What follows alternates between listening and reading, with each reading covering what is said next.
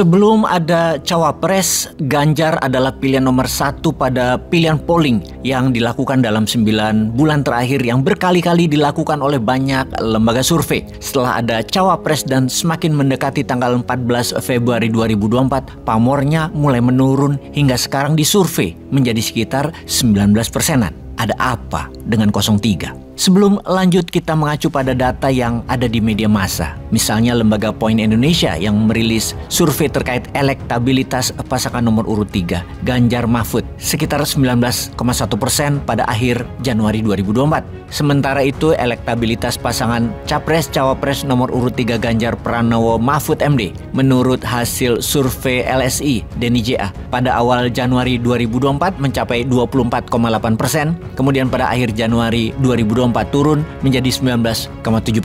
Sahabat, informasi kali ini bukan ramalan. Informasi kali ini adalah kalkulasi data berdasarkan fakta. Dalam menyimak, semoga sahabat semua dalam hati yang damai dan pikiran yang netral. Kita membahas dari sisi marketing dulu, di mana kesalahan pasangan nomor 3 ini sejauh ini. Kenapa kita katakan sejauh ini? Karena masih ada 2 minggu untuk gaspol dan merubah keadaan. Jangan pesimis dulu. Ini hanya penilaian sejauh ini pada tim 03, yaitu 1. 03 tidak punya diferensiasi. 03 sejauh ini tidak bisa membangun image atau brand baru atas merek dagang Ganjar Mahfud. Kita semua setuju bahwa setiap merek harus ada aura dalam hal produk. Maka merek tadi harus ada brandnya. Aura adalah brand. Seperti brand Starbucks sebagai tempat ngopi di antara tempat kerja dan rumah. Tesla yang revolusioner atau citra auranya Elon Musk yang super kreatif inovatif. Semua itu dibangun dengan build awareness dulu. Baru kemudian create movement, baru kemudian build community.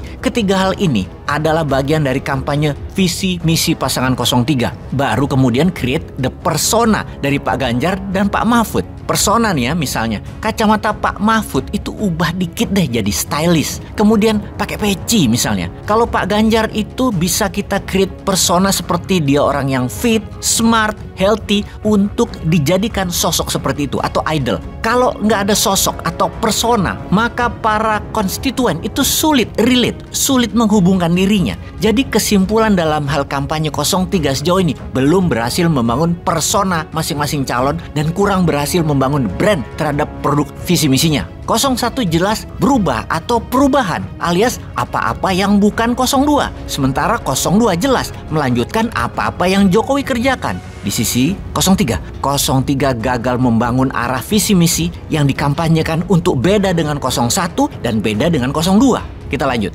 203 terlalu memirror Pak Jokowi. Marketing kampanyenya 03 itu monoton karena menggunakan cara pengulangan masa lalu yang cocok untuk Pak Jokowi. Gaya belusukan, gaya menyentuh rakyatnya, cara mengambil sudut kamera, komunikasi di spanduk, di banner, semua mirip tahun 2014 dan mirip tahun 2019 gayanya. Masih mengandalkan tim ses PDIP dalam berkampanye, ya gaya PDIP yang kemarin sangat pas, cocok buat Pak Jokowi. Untuk Pak Ganjar nggak kena, jadi wagu atau kikuk deh dilihatnya. Efek dari pencitraan masalah nomor 1 dan masalah nomor 2 dalam kasus 03 ini sejauh ini membuat citra Pak Ganjar di nasional dan di internasional gagal karena gaya kampanye tersebut diterima hanya di wilayah kekuatan PDIP seperti wilayah Jawa Tengah misalnya. Nggak kena di Jawa Barat, nggak kena di Jawa Timur, apalagi di Sumatera dan Sulawesi. Nomor 3 dalam kampanye menjelekkan lawan politik yang digunakan 03 adalah semua bahan lama yang diulang-ulang, serangan keburukan yang masyarakat sudah tahu, dan karena masyarakat Indonesia tuh pardonis atau pemaaf atau pelupa, maka hal lama diulang-ulang malah mereka bosan. Sekali lagi, itu hanya pengamatan yang bisa menjadi acuan tim 03. Ini kritik membangun. Data analisa kali ini masih bisa diubah dalam 2 minggu ke depan. Suara masih bisa naik. Ini zaman digital politik. Gunakan sarana itu.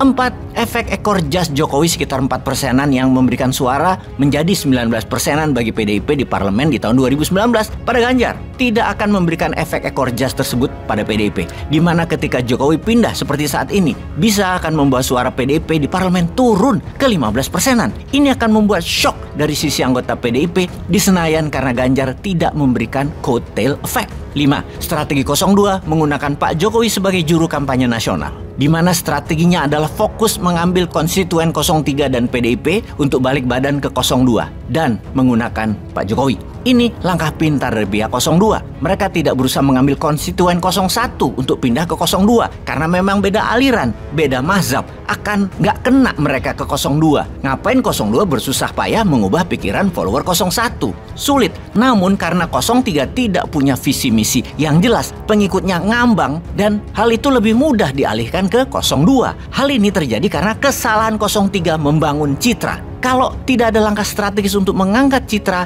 dan mengcounter 02 oleh 03, suara 03 akan terus tergerus dalam 2 minggu ke depan pindah ke 02. Bisa-bisa peran Pak Jokowi sebagai juru kampanye nasional untuk 02 akan menaikkan 10% suara pemilih 02 yang stuck di angka 41-43%-an saat ini. Ini semua sekali lagi tergantung strategi 03 dalam 2 minggu terakhir. Dimana kalau kelompok pemilih itu dibagi 4 besar, yaitu Muslim agamis, satu kelompok 2 adalah kaum abangan. Oke, siapa itu kaum abangan? Yaitu mereka beragama namun tidak taat menjalankan agamanya. Kemudian ketiga adalah kaum non-muslim, dan terakhir nomor 4 adalah kaum nasionalis. Kalau dianalisa sejauh ini, secara rata-rata kira-kira sama, masing-masing ada 25% dari populasi. Bagaimana memanfaatkan karakter masing-masing untuk menjadi bagian dari kemenangan paslon cawapres dan capres, itulah kunci untuk memenangkan Pilpres 2024 ini. Jadi, bagaimana menurut sahabat akan informasi kali ini? Peace.